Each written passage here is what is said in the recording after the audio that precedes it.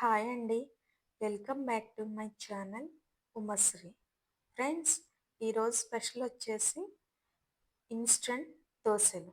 ఈ దోశలు మినపప్పు కానీ రైస్ కానీ లేకుండా అప్పటికప్పుడు నిమిషాల్లోని హోటల్ స్టైల్ అద్భుతమైన దోశల్ని నేను మీకు ఈ వీడియోలో చూపిస్తాను. ఫ్రెండ్స్, వీడియో ఎక్కడ కూడా స్కిప్ చేయకుండా చూస్తేనే మీకు వీడియో అర్థమవుతుంది.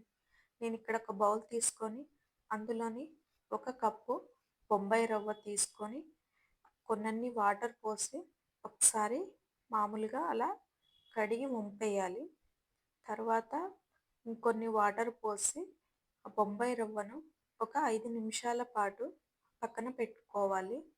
నేను ఏ కప్పుతోనైతే బొంబాయి రవ్వ తీసుకున్నానో అదే కప్పుతోని 1.5 కప్పు అటుకులను తీసుకున్నాను. ఫ్రెండ్స్, నేను ఇక్కడ మందంగా ఉన్న అటుకులు తీసుకున్నాను.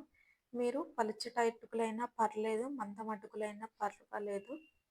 సో ఈ అటుకుల్ని ఒక 2-3 సార్లు కడిగి అందులోని ఒక స్పూను పుల్లటి పెరుగు వేసుకున్నాను.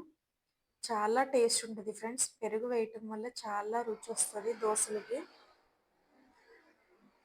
ఆ పెరుగు కూడా వేసి కలిపి ఒక 5 నిమిషాల పాటు పక్కన పెట్టుకోవాలి.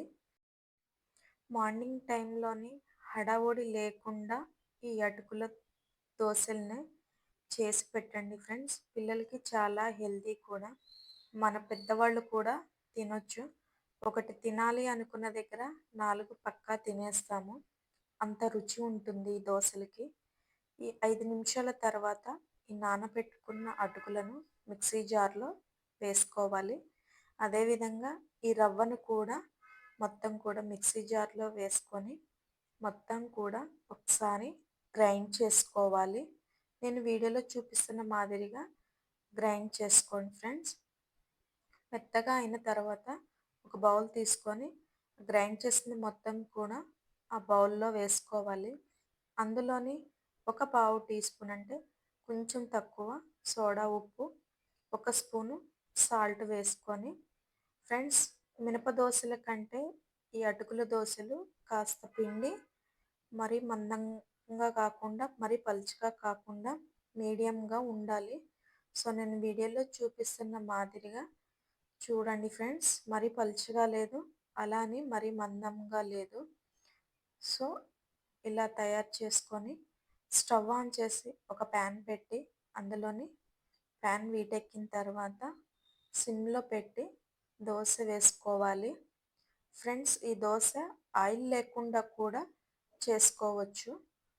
నేను దోశ వేసిన తర్వాత లైట్గా ఆయిల్ వేసుకున్నాను. సో ఈ దోశలు ఆయిల్ లేకుండా కూడా చాలా టేస్ట్ ఉంటాయి. సో ఫ్రెండ్స్, ఎప్పుడు కావాలంటే అప్పుడు ఈ దోశల్ని రెడీ చేసుకోవచ్చు. అందులోనూ అటుకుల దోశలు కదా ఫ్రెండ్స్, చాలా హెల్దీ. పిల్లలకి అటుకులు డైలీ 1 టైం పాలల్లో కానీ మామూలుగా ఇలా అయినా సరే ఇవ్వండి. పిల్లలకి చాలా హెల్దీ. ఫ్రెండ్స్, 2 వైపులా కూడా మంచిగా కాల్చుకున్న తర్వాత ఈ దోశలు ఏ చట్నీకైనా సూపర్ కాంబినేషన్, చాలా బాగుంటాయి. ఈ వీడియో మొత్తం కూడా ఎక్కడ స్కిప్ చేయకుండా చూడండి ఫ్రెండ్స్. ఎలా వచ్చిందో కామెంట్ బాక్స్లో కామెంట్ చేయండి. మా ఛానల్ని సబ్స్క్రైబ్ చేసుకోండి, లైక్ చేయండి, షేర్ చేయండి. ఫ్రెండ్స్, మరెన్నో వీడియోస్తోనే మీ ముందుకు వస్తాను. Thank you.